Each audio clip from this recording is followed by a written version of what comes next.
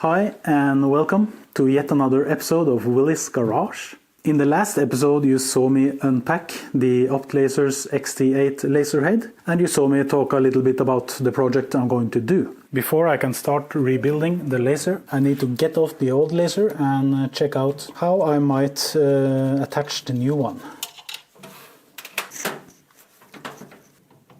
Yeah, there is a bit of play in this one. I need to try to fix that. I'm going to try to adjust the bottom regroove wheel that has an eccentric nut in the middle. I think I made it a bit better. I have to find some holes that I could use. Yeah, and it looks like I can use these holes.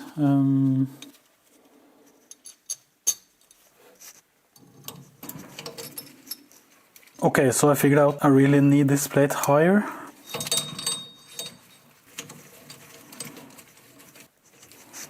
Okay, now that I have gotten this mounting plate in the back here, it sits flush with the old plate.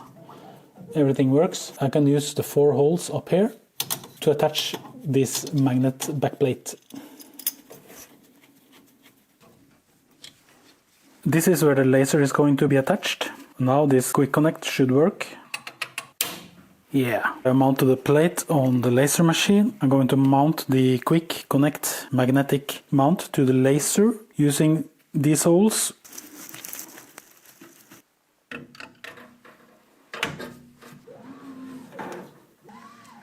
Goes inside the top here and down in the plug inside the laser here.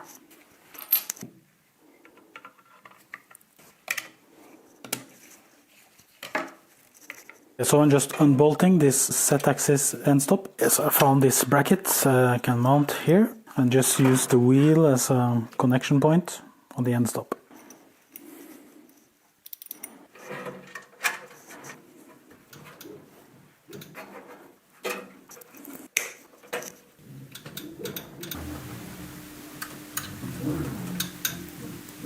Now that the end stops have been taken care of, I have to figure out where I want to put this adapter control box. This is a very nice piece, by the way. It's aluminium with a control knob here and an on-off switch which is controlled by a key. And here we have some diodes for power, armed and laser.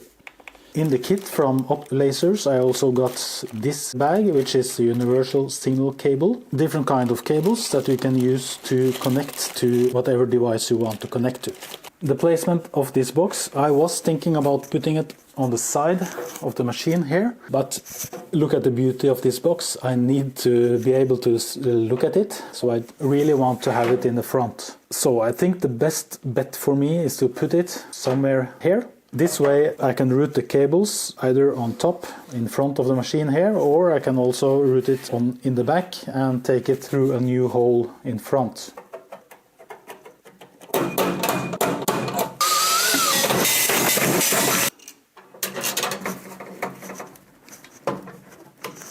Okay, now that the control box is up, the next thing to check out is this cable. This is the cable that's going from the laser itself to the control box. If you take off the laser from the quick mount, you can see the plug is on top here. I'm going to route it all the way down this cable chain, out this hole on the side here, and then to the control box. The cable that came with the kit from Ortur has 6 pins. So I reckon this is going to be plugged inside here. If you see on the universal signal cable, this has an 8-pin plug, which is going on this side of the connector. But firstly, I'm going to route this cable. Tight squeeze in here, but... And of course, when I'm calculating the length inside here, I want it to go all the way on the cable chain, on the X-axis, up here. And I want it also to be able to extend all the way to the right here, while it's plugged in, of course. So first, I'm going to plug it in. These plugs only have one way to plug in.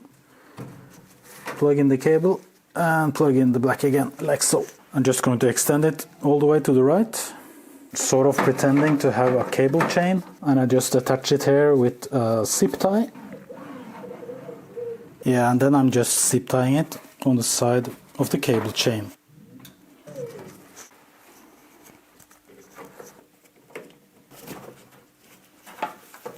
Not completely sure how I'm going to route the cable yet.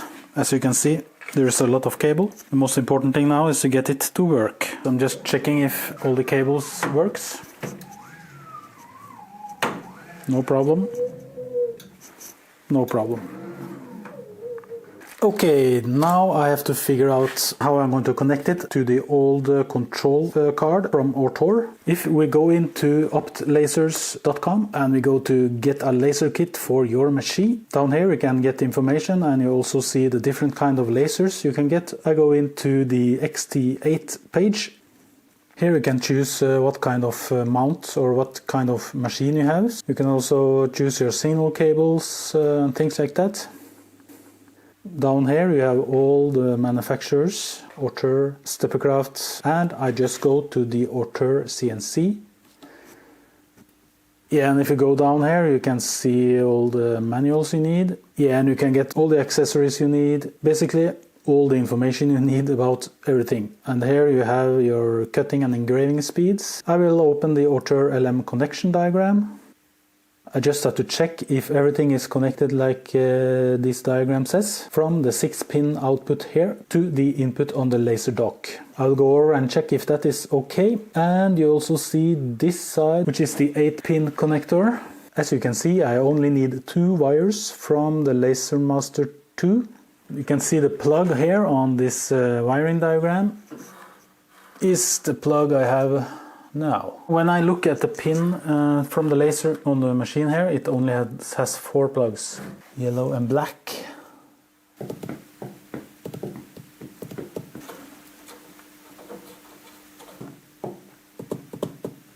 On the wiring diagram on Opt Lasers, you see it is a 6-pin connector, while the one on my machine only a 4-pin connector. Anyhow, I'm just going to use 2 of them.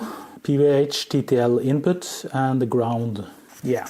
And as you can see on the picture, it's yellow and black, while the pin I have here is only yellow, green, white and brown. I'm going to assume that the green is the ground and that the yellow is the TTL input. Okay, just to be sure about that theory, I need to check if the green is the ground. I have a multimeter here and it's going to beep if there are connection between the 2 probes. First, I'm checking the yellow wire, and as you can see, the yellow wire has no beep. That gives me a high probability that it is the signal cable or the PWM cable. Now I'm going to measure the green one, which I hope is the ground. Yeah, now I'm measuring the green one, and it's going to ground. And the yellow one again. By looking at the measurements here, you can see I have connected it, but it's not connection to ground. That gives me high probability that the yellow wire is the yellow one on the connection diagram and the green wire is the ground wire, which is black on the connection diagram. At least that is what I'm going to try. I'm going to use these plugs now and just put them in this existing plug on the Ortur Laser Master Pro. Putting the yellow and the green like so. Then I'm following the wiring diagram, which says that the yellow one is going to go on the 2nd screw here, and the green one, which is the ground, is on the 4th screw. This should be all I need to get the laser to work here with the Ortur Laser Master 2. Here we have the power supply brick. It also has to be plugged in on top here. This is just a piece of wood for testing. And of course, as always when playing with lasers, put on your goggles. And these goggles from Opt Lasers is cool as hell. I also have to plug in the 24-volt cable for the Ortur, plugging in the USB for the computer. Now I'm ready to power up the machine.